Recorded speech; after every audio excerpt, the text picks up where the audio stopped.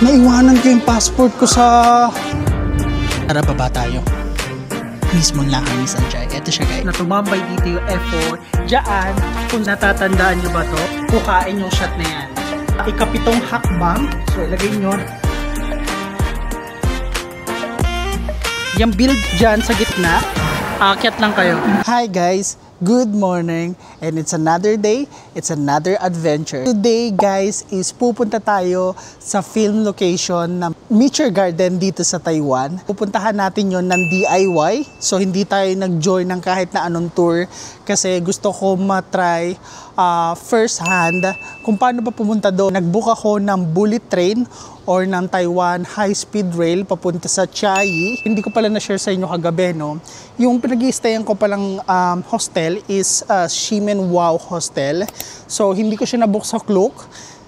Nabook ko siya sa Agoda for 900 to 1,000 pesos per night.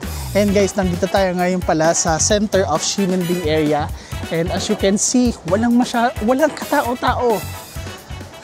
Puntahan natin DIY ang film location ng Nature Garden, which is ang National Chung Cheng University sa Chiayi. So tara guys, let's go. Actually guys, hindi ko nga alam kung anong oras nagbubukas yung MRT dito sa Taiwan. Hindi ko siya na-research. So hindi ko alam kung bukas na kasi 5:49 pa lang. So sobrang aga natin. And guys, wala pa masyadong tao sa Rainbow Walk. But yeah, this is how it looks like. Guys, Ximending area, akala mo ghost town, no? Wala pa masyadong tao. 'Di ba? So tara guys, samahan nyo ako puntahan si Dao Mingsu at si Sanjay. Let's go! So ayun guys, bukas na nga yung MRT nila dito. Hindi ko lang sure kung anong oras nagbubukas. Kung 5 ba or 5:30. But correct me if I'm wrong na lang guys. Dito na tayo sa Ximen Station. Yung color pala ng line papuntang Taipei Main Station is blue line. So isang stop nga lang siya. And actually guys, kung titingnan nyo, may mga legend naman dito para hindi kayo maligaw. Katulad nito. So since nandito tayo sa Ximen here, so isang stop na lang papunta ng Taipei Main Station. And then from there, pupunta tayo dito sa high speed rail or sa bullet train nila. Ayan o. Nandito na tayo ngayon pala sa Taipei Main Station. And ngayon is kailangan natin malaman kung saan yung HSR dito. Kasi may nakita ako doon, HSR, pero B3. Ewan ko kung nakikita nyo guys. And then meron din dito, B1. Kung anong HSR yung sasakyan natin. But tara, explore na lang natin. Maaga pa naman, so okay lang. Sinusundan ko lang yung mga signage. And hopefully hindi tayo maligaw. Ayan, so sabi dito M3 TRA HSR. So yun lang, sinusundan ko lang siya. Ayun guys, I think nakita ko na kung saan natin ipapapalit yung binook natin sa Klook and yung reserve nating seats. So dito guys sa HSR. Ayan, nadaanan ko lang din. Ayan, HSR tickets. Pero saan tayo dito? Advance purchase. Doon ba tayo? Yeah, I think doon tayo guys. So tara. HSR, today's tickets, tsaka advance purchase. Oh, passport. Okay.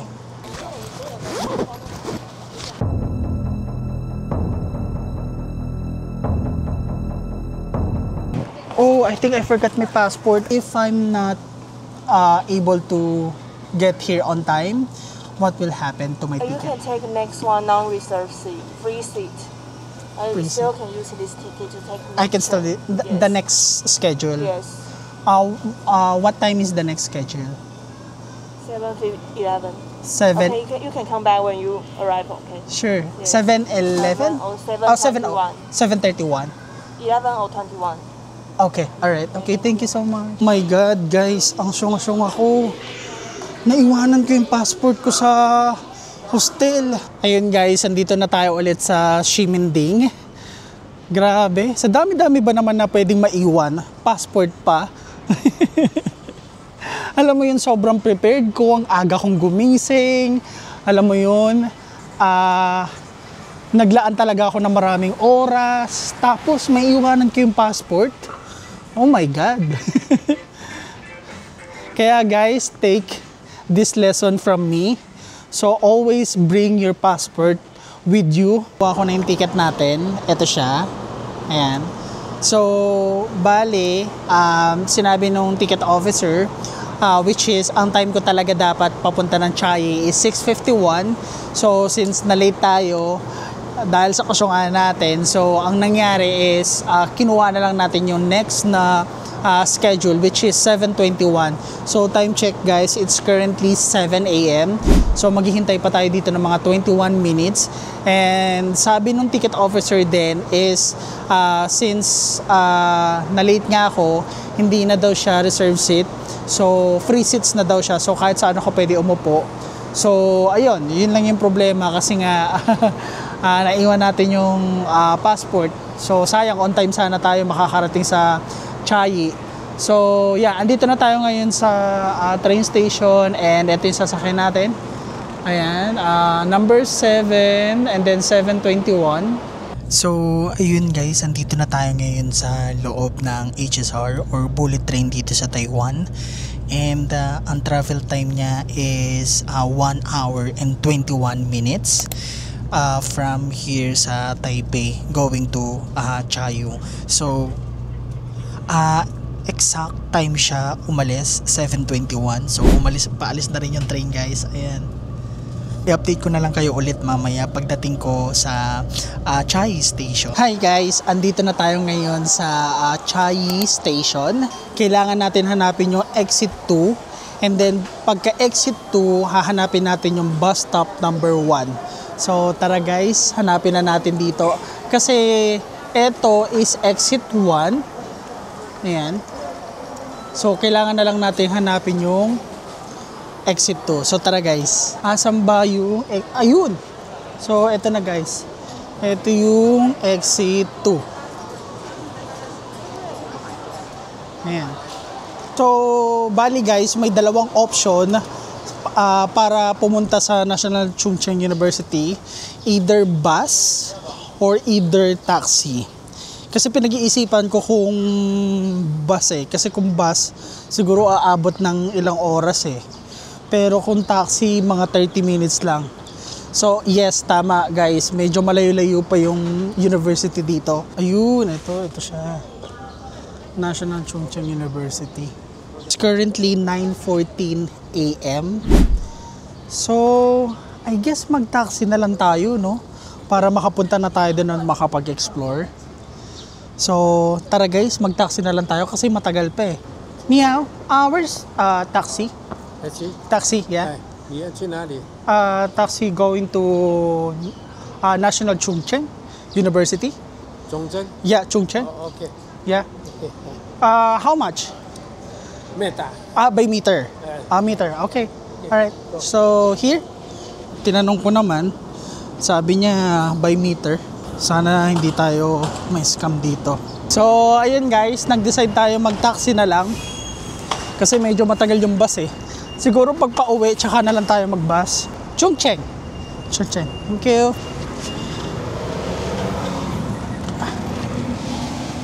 Alright.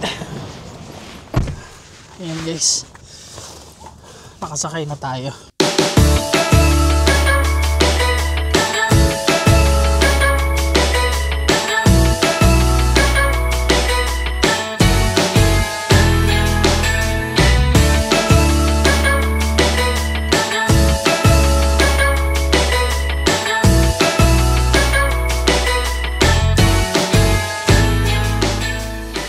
Yun guys, after 36 minutes from Chiayi Station, nakarating na tayo dito sa National Chung Cheng University or ang film location ng Meteor Garden. So, siguro kapag nag-take kayo ng bus, medyo mas matagal pa kasi medyo malayo din talaga. And yung fare pala nung taxi is inabot din ng 645 NTD. So, a little bit pricey. Alam nyo ba, especially dun sa mga batang 90s is addict na addict dito sa show na to. And I think as far as I know, pinalabas tong Meteor Garden sa ABS-CBN noong taong 2003. Correct me if I'm wrong, guys.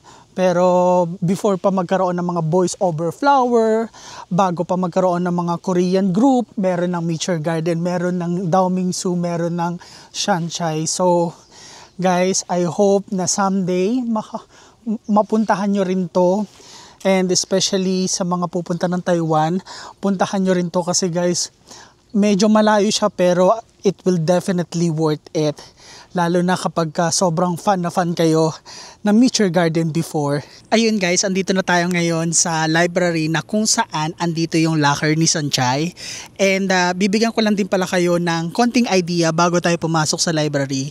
So, yung school year pala netong National Chung Cheng University is mula from September to January and then February to June. So, kung pupunta kayo ng mga ganung buwan, may mga estudyante dito. So, since August tayo pumunta dito, naka-school break sila. So, kung makikita nyo, wala masyadong mga tao. Actually, ako nga lang ang tao dito ngayon.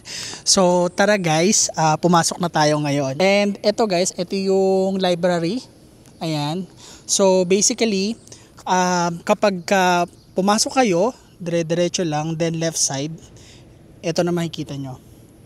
Ayan. Aircon dito. So, makakapag-relax kayo. Doon kasi sa labas sobrang init talaga guys. As in. So, dito guys may nakita ko. Ito yung leasing locker. So, baka andito nga yung locker ni Sanchai. Ayan o. So, right side lang siya guys. Ayan, pagpasok nyo, right side. So, tara baba tayo. So, saan dito? Okay. So, ayun yung cafeteria. Alright. So, guys, ayun yung cafeteria. Pupunta rin pala tayo dyan. And, mukhang andito na. Mukhang andito na yung locker ni Sanchai. So, basically pala guys, is pagka dating nyo dun sa taas, is bababa lang kayo. And then, meron na dito yung kilalang photo spots na galing sa Meteor Garden, which is yung isa na kung saan, kung natatandaan nyo pa, dyan tumambay sila Daomingsu, yung F4.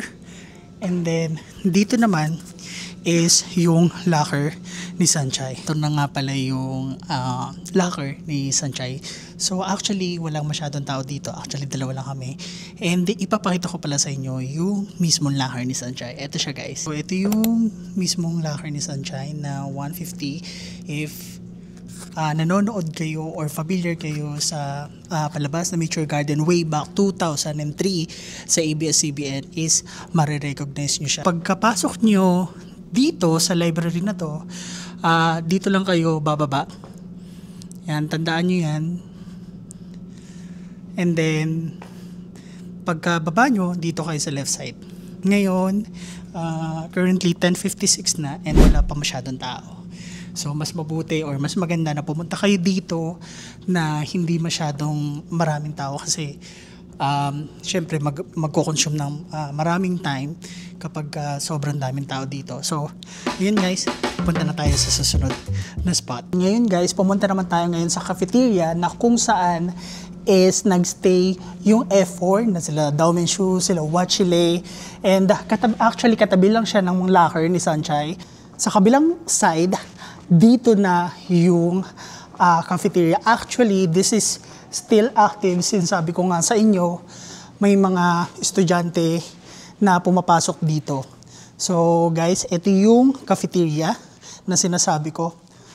But as of now, walang tao kasi nga naka-school break sila. Kung napapansin nyo tong background na to, ayan.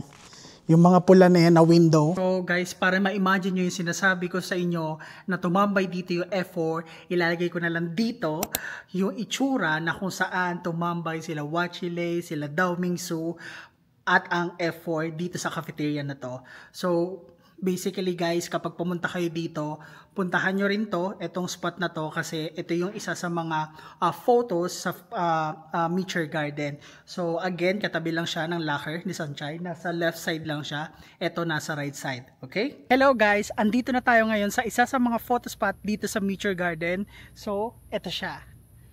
Ayan. So, kung naalala nyo, dyan sa mga diehard fans, sa mga fanatic ng Meteor Garden, dati makikita nyo dyan kung saan nagkaroon ng ceremony or graduation si Dao Mingsu. So, ipapakita ko na lang dito. Ayan. Ayan yung itsura guys. Ito yung background nila Dao Mingsu, nila Wachile nung time na yon. So, kung makikita nyo, ito yung structure niya. Ayan, di ba parehas na parehas. Mga photo spots pa rin akong hindi mahanap dito until now. So, itatry na natin magtanong-tanong sa mga taga dito or yung mga estudyante na nandito or siguro mga naka-sem break para makita natin yung mga photo spots, yung mga ibang photo spots pa dito sa Meteor Garden. Hindi ko na kasi makita guys lalo na yung nasa river. Hindi ko pa siya makita but until now tinatry ko pa rin mahanap yon. So guys, i-update ko na lang kayo ulit kapag meron na tayo nakitang bago. Quick update, may mga ilan pa lang estudyante dito. Feeling ko siguro mga nakadorm sila dito. So may nakasalubong ako kanina na Taiwanese student. So nagtanong na ako, sabi ko, meow. Sabi ko, where's this? So, ayan, sabi niya dito daw banda. Derecho and then right. Turn right. And guys, finally, nakita na natin. Natatandaan nyo ba to? So, dyan guys, ayan, finally, against the light, sorry. So, dito guys, sa area na to, na kung saan, si Sunshine parang inaway dito sa part na to, ganyan. So ipapakita ko na lang ulit yung picture. Ito siya guys, ayan. And then yung river na tinutukoy pala natin is nasa baba lang. So ayan yung bridge guys, tapos dito yung picture ni, hindi ko alam kung sino ba yun, si Sunshine ba yun, tsaka si Wachile. Correct me if I'm wrong guys doon sa mga fans ng Meteor Garden. Guys, nakita na natin yung hagdan na kung saan si Dao Mingsu kino-comfort niya si Sunshine. So ito yung location niya guys. Ayan, nakikita nyo ba yan? So nakapag-picture na pala ako dito. Ipapakita ko sa inyo yung mga kuha ko. Ito siya guys. Ayan, ito pa. So bibigyan ko kayo ng tip kung paano kuhain yung ganyang photo na yan. Okay? So, eto. Baba muna tayo. So, bali, ito yung spot. So, ang ginawa ko, nag-tripod ako. So, bilang kayo ng baitang 1, 2, 3, 4, 1, 2, 3, 4, 5, 6, 7. So, guys, pang 7, dyan kayo mag-setup ng tripod. Then, yan, dyan nyo kuhain yung shot na yan. Ito yung tripod ko, so ako lang mag-isa, solo travel lang ako ngayon and DIY pa. So kung gusto nyo rin makuha yung gantong spot, ayan, so bilang kayo ng ikapitong hakbang, so ilagay nyo, dito nyo ilagay yung tripod nyo, or kung yung equipment nyo, kuhain nyo lang to, itong part na to, yan, ito, tapos ito, yan, yung buong yan. So, para ma-achieve nyo yung ganong shot. Okay? So, ayan binigyan ko na kayo ng tip. So, bali, dalawa na lang yung kukunin natin dito. Yung isa sa river, which is, actually, nasa labas lang siya. Ayan. Ayan yung river, and then yung pangalawa, yun yung parang nasa oval. Kaso, ang problema guys, para siyang sarado. So, hinahanapan ko pa ng paraan kung paano ko siya makukuhaan ng magandang shot. Kasi feeling ko, hindi ako pwedeng bumaba dun sa baba, kasi nga ginagawa, hindi ko alam kung may inaayos ba or may sira ba or what. Pero guys, bibigyan ko kayo ng tip mamaya. So kukuha muna ako ng mga pictures para maipakita at ma-share ko din sa inyo pag pumunta kayo ng Chiayi sa National Chung Cheng University. Ito yung sinasabi ko sa inyo guys, na sarado or may ginagawa as of this moment. So kung makikita nyo, ito yung isa sa mga photo spot dito sa Meteor Garden. Ayan, nakikita nyo ba yan? Parang oval na yan or parang mga hagdan na yan. Kaso ang problema guys, mga nakasarado. So walang way para bumaba dito, unfortunately. So wala tayong way para mag-picture dyan or mag-video dyan sa baba. Nakuha akong workaround na kung saan pwede tayong makakuha ng picture dito. So ito yung sinasabi ko sa inyo, 'di ba, na sarado. So nakita ko to kila ate na kung saan dito sila nagpa-picture dyan sa gitna. Ayan. So itatry din natin ngayon guys. And hopefully makakuha tayo ng magandang shot. And wala no choice tayo And since nandito naman na tayo, so i-grab na rin natin yung opportunity. So ayun guys, bibigyan ko kayo ng tip if ever na pumunta kayo dito na sarado, na may ginagawa, dito kayo sa may gitna. Yan. Diyan sa area na yan, diyan kayo magpa-picture. Punta na tayo ngayon sa may bridge na kung saan doon umiiyak si Sanchay tsaka yung isang lalaki. And sorry guys, hindi ko kilala yung isang lalaki, pero I'm 100% sure hindi yun si Dao Mingsu. Baka si Wachile. Pero ito yung sinasabi ko sa inyo guys, na sarado siya at may ginagawa as of now. Ayan o, so may barricade guys. So wala tayong chance para pumasok dyan, unfortunately. Sa mga magpupunta dito, tatlong photo spots ng Nature Garden ang naandito sa building na to. So mamaya i-explain ko sa inyo, ituturo ko sa inyo kung saan nga ba to banda. So yung una dito sa may hagdan, yung part na yan, ayan yung nakaupo si Dao Mingsu. Pangalawa is dito sa hagdan na to na pababa. And then pangatlo is yung nasa bridge. Ayan.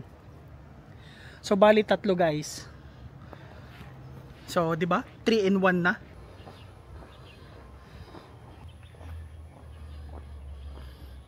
So, eto na. So, eto na siya, guys. Kinakabahan ako kasi baka may mga kumakaluskos. But anyway, guys, magpipicture lang muna ako dito saglit and then i-update ko na lang kayo pagkatapos, okay? So, bibilisan ko na. Since ngayon, tapos na tayo magpicture dito, guys. So, ituturo ko naman sa inyo kung saan yung mga spots ng film location dito ng Nature Garden. So, unang-una sa lahat, usually kapag sumakay kayo ng taxi tulad ko, dito ako binaba ni Kuya. Ayan, dito sa area na to. Ayan. So, actually dito, to be specific, dyan ako binaba. But I think, if magbabas kayo, dito siguro kayo ibababa niyan. Ayan, kasi ito yung bus station eh. So, yan, dyan banda. So, unang-una yung gagawin, if I were you, ang suggestion ko kagad sa inyo guys is pumunta left side. Ayan. So, dito, pagka left side nyo agad, dire-diretsuhin nyo lang yan. Yung unang building, ito, yung building na yan, dyan yung tatlong photo spot. So yung una, si Dao Mingsu, na kino-comfort si Sanchay. Ito yung picture, for example. Pangalawa, andyan yung hagdan, yung pababa, na sinabi ko sa inyo na magandang kuhaan kapag nasa third floor kayo, tapos yung subject nandun sa may hagdanan. Parang katulad neto. Ayan. And then yung pangatlo is yun yung nasa ilalim ng tulay. Tapos may river. So bibigyan ko din kayo ng idea. Ito siya guys. Yan.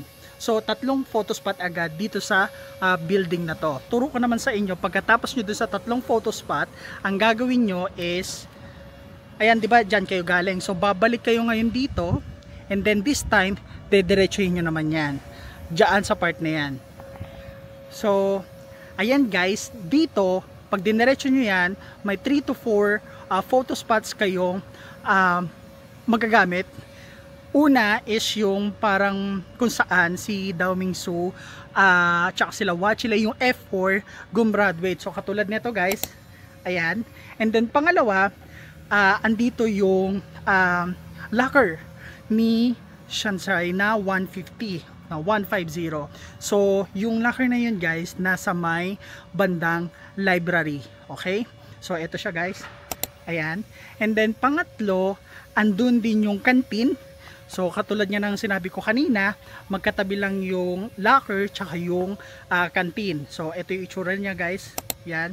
And then pang-apat, medyo lalayo kayo ng konti kasi meron dong photo spot na kung saan nasa may bandang engineering siya. Department of Engineering, something like that, ganon. So hanapin nyo lang yun yung pang-apat. And then yung pang-lima, yung building sa library mismo. So pwede kayo mag-picture din doon kasi iconic din yun. So yun yung mga pwede nyong puntahan dito kapag pumunta kayo ng Chiayi, and then kapag naghanap kayo ng photo location.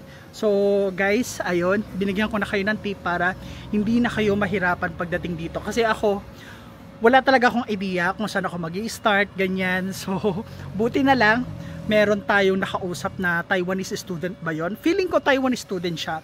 Wala silang pasok pero siguro andito yung dorm nila. Kasi usually, di ba ganon? So yung price pala guys, kung magtatanong kayo, how much ko nakuha yung price sa Klook nung Taipei to Chiayi and then Chiayi to Taipei. So nakuha ko siya guys 1,100 to 1,200 one way. So basically pag round trip mga nasa 2,000 plus ganyan. Siguro mga 2,500 ganyan pesos. So ayun guys, pabalik na tayo ng Chiayi Station and i-update ko na lang kayo kapag nandun na tayo. Okay? Ito na ulit tayo sa Chiayi High Speed Rail Station. So may bibigay pala akong tip sa inyo guys ha. Tip lang kasi merong Chiayi Station at saka Chiayi High Speed Rail Station. So baka ma-confuse kayo sa dalawang yon. So basically guys, kailangan nyong pumunta sa Chiayi High Speed Rail Station kasi doon kayo manggagaling papunta or pabalik ng Taipei, hindi doon sa Chiayi Station kasi parang ibang different way yon. Kumbaga parang within the Chiayi City lang siya. So wag kayo doon doon kayo sa Chiayi High Speed Rail Station. Ito pala yung bilihan ng ticket, like for example hindi kayo nakabili ng ticket pabalik ng Taipei. So dito sa part na to, dito kayo pwedeng bumili ng high speed rail na ticket. Ayan. So ayan siya guys, para magkaroon kayo ng idea. Yun lang guys, update ko na lang ulit kayo kapag nasa Ximending na tayo.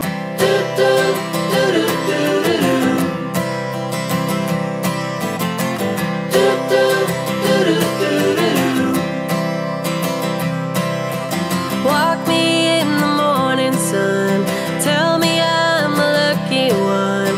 I'm riding on the wave of a notion that I could be brave. Is there anything good on the radio?